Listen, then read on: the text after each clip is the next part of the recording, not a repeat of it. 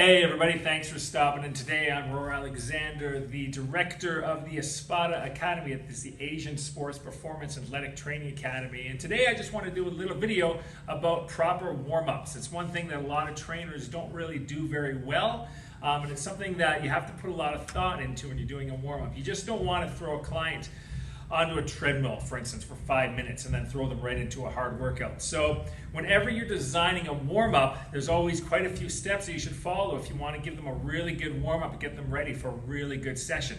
So what I'm going to do really quickly is we're just going to go through the steps of what makes a very good warm-up, okay?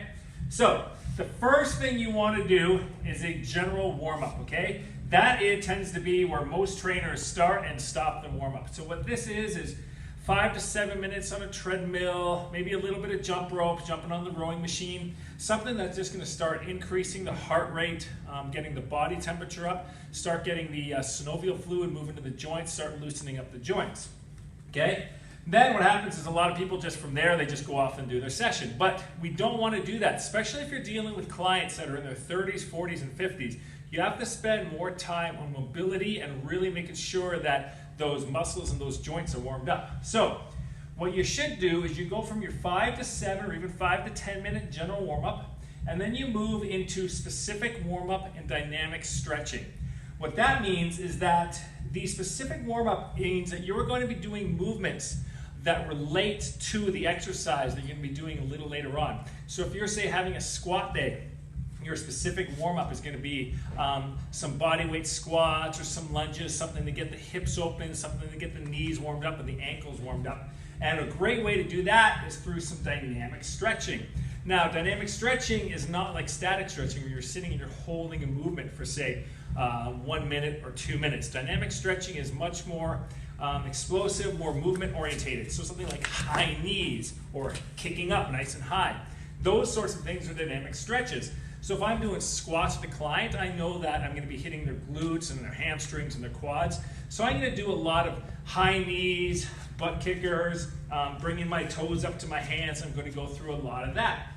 From there, we're going to spend probably, I'd say anywhere between 15 to 20 minutes working on dynamic stretching and some specific warm-ups.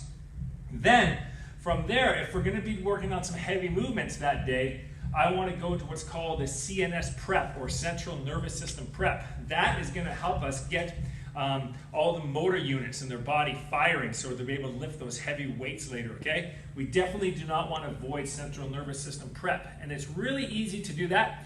You can do a few box jumps where you have a box low and then you jump off the box and you jump onto the higher box, a little bit of plyometrics, ball slams, any of those sorts of explosive movements, but you don't want to do it to the point where it becomes an endurance exercise. All we want to do is maybe 5 or 6 box jumps, tell them to take their time, they do a rep, they recover, they do a rep, being very explosive.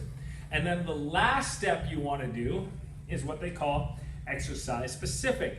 So if I'm working with a client on a squat, what I'm going to do is I'm going to start off with a very light squat. We'll put the bar on their neck, probably about 50% of their 1 rep max, and we're going to have them do a squat. So I tell people a lot of times the best way to warm up for an exercise is by doing the exercise. So after I've gone through my general warm-up, my dynamic stretch with my specific warm-up, my central nervous system prep, which takes probably a good 20 minutes, okay? Then from there, I'm going to jump into my exercise-specific warm-up, which is just going to be, if I'm, like I said, squats, it's going to be some light squats. Now, the one thing I did not mention, and it's very important, there's actually something that comes before the general warm-up, okay? And that is foam rolling.